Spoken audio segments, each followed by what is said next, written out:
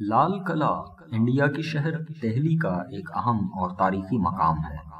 یہ قلعہ مغلیہ دور کی یادگار ہے جو 200 سال تک مغل بادشاہوں کی رہائش گاہ رہا۔ 1857 تک لال قلعہ مغلیہ سلطنت اور خطے کی سیاست کا اہم مرکز رہا۔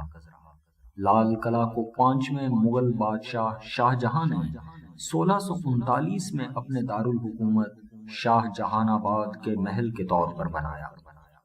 اس میں بڑے پیمانے پر لال رنگ کا پتھر استعمال کیا گیا، جس کی وجہ سے اسے لال قلعے کا نام دیا گیا۔ اس کے ساتھ ہی قلعہ شالیمار بھی واقع ہے، جسے اسلام شاہ سوری نے 1546 میں تعمیر کرایا تھا۔ لال قلعہ مغلیہ دور کے مزاج اور ہنرمندی کا عکاس ہے۔ 1747 میں نادر شاہ کے حملوں اور پھر 1857 میں برطانوی فوج کے حملوں میں لال قلعے کو توڑ پھوڑ اور نقصانات کا سامنا کرنا پڑا، اور بعد ازاں برطانوی حکمرانوں نے اس کو چھاونی میں تبدیل کر دیا۔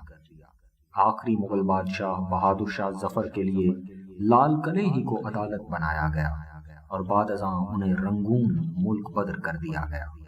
تقریباً 4 صدیوں سے لال قلعہ انڈیا کی ایک اہم عمارت ہے، جسے مقامی اور غیر ملکی سیاح دیکھنے آتے ہیں، اور یہ بہت سی تقریبات کا بھی مرکز رہتا ہے۔